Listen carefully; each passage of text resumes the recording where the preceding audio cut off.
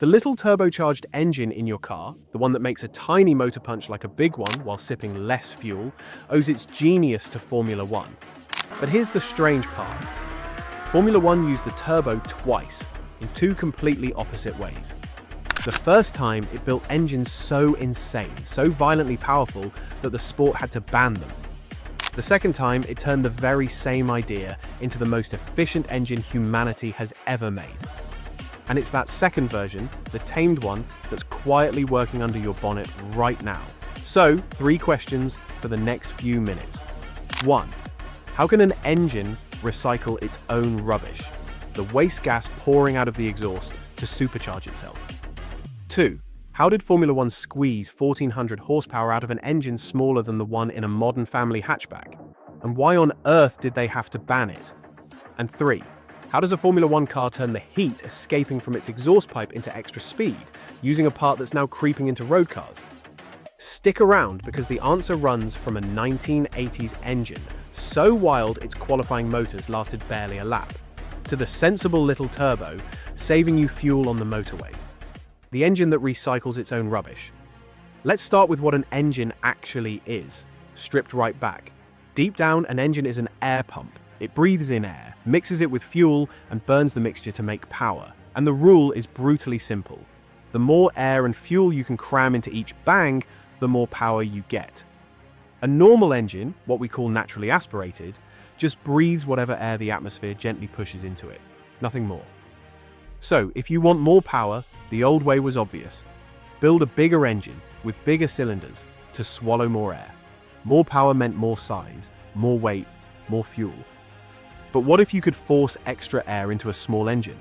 Cram it in under pressure, so a little engine breathes like a big one. That's called forced induction. And the question is where you find the energy to do the cramming. And here's the beautiful trick of the turbocharger. It finds that energy in the bin.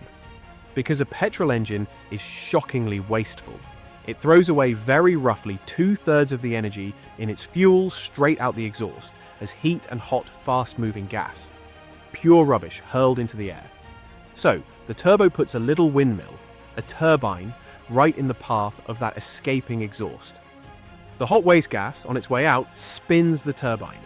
And that spinning turbine drives a second fan, a compressor, that rams fresh air into the engine. Think of a windmill placed at the top of a factory chimney. The smoke was going to escape and be wasted anyway.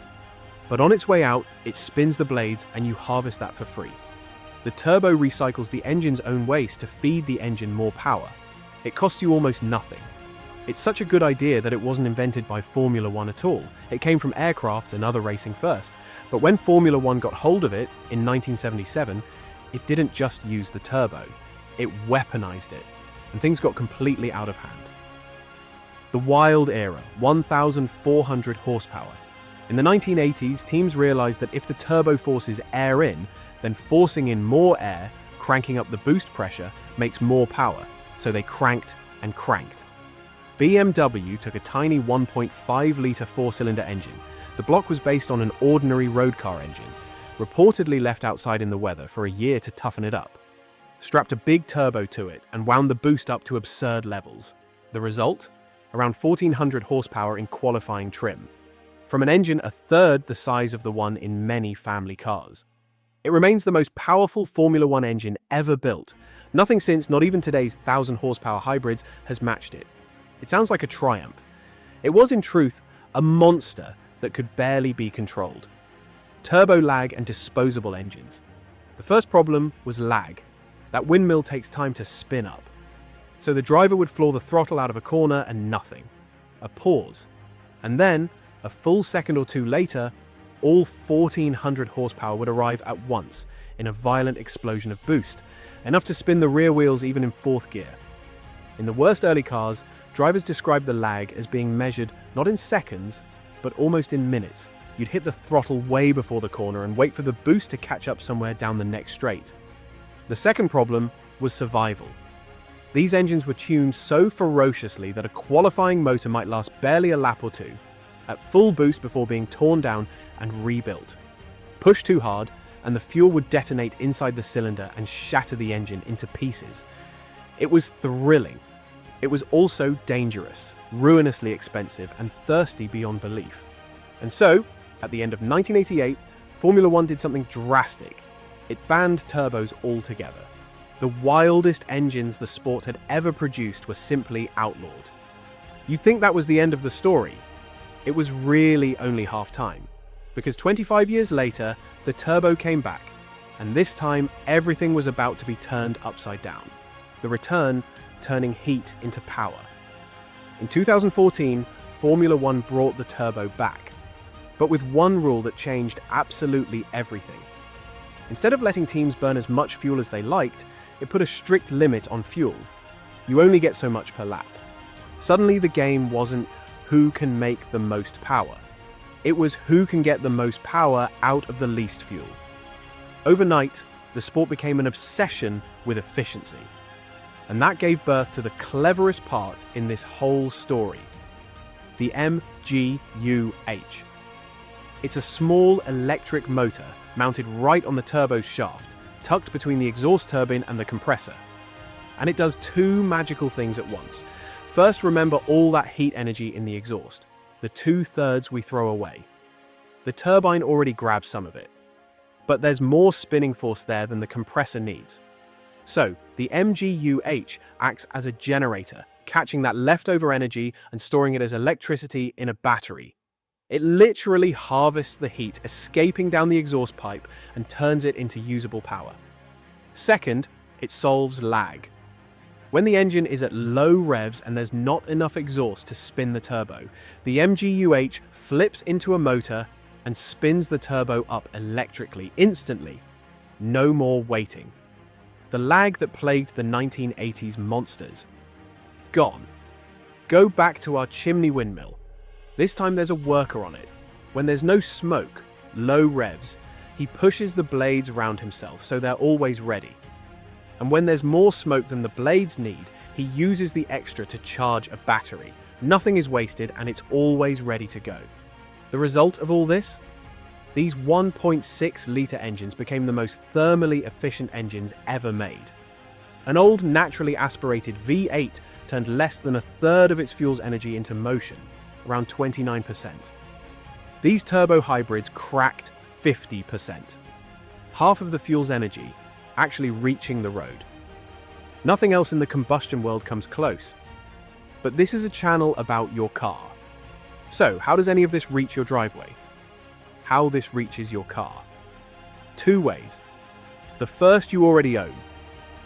It's called downsizing, and it's the whole reason your new car probably has a tiny turbocharged engine, a 1 litre or a 1.5, badged something like TSI or EcoBoost. The logic is pure Formula One.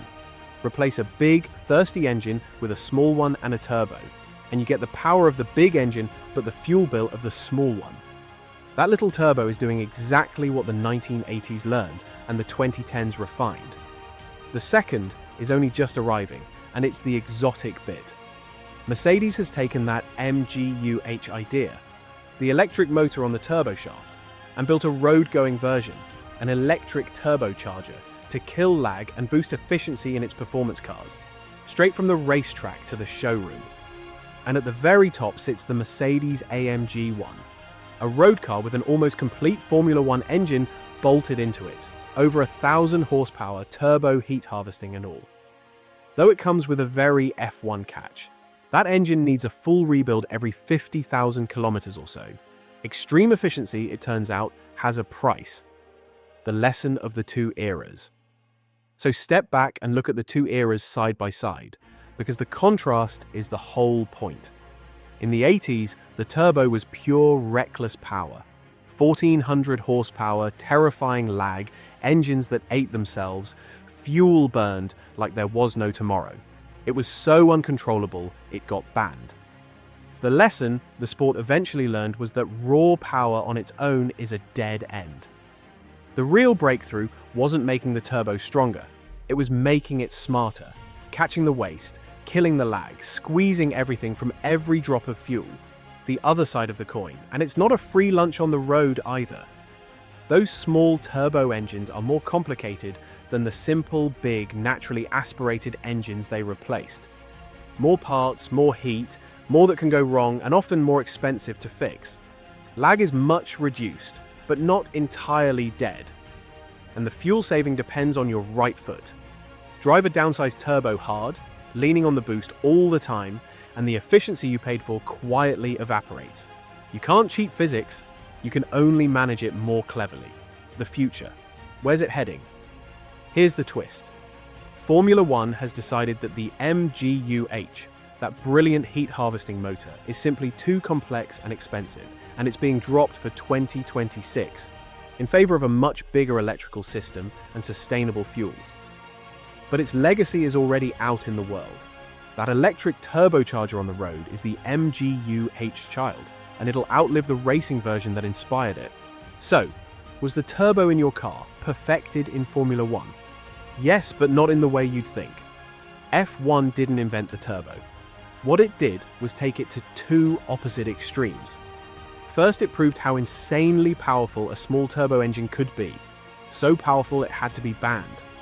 Then, decades later, it proved how astonishingly efficient that same little engine could become, turning waste heat into power, and setting a record for efficiency that no road car can touch. Your car got the sensible half of that story. Every time your tiny turbo engine pulls like something twice its size, while barely touching the fuel gauge, you're driving on a lesson that was written at 1400 horsepower on a Formula One track, and then rewritten far more cleverly in the name of saving fuel. So tell me in the comments, what's under your bonnet? A little turbo engine or a good old naturally aspirated one? And do you actually feel any lag when you pull away? And here's the loop I want to pull next time. Formula One is now dropping that heat harvesting motor and going half electric. So is the petrol turbo, in the end, just becoming the electric motor's assistant? That's a whole other video. Subscribe and I'll see you there.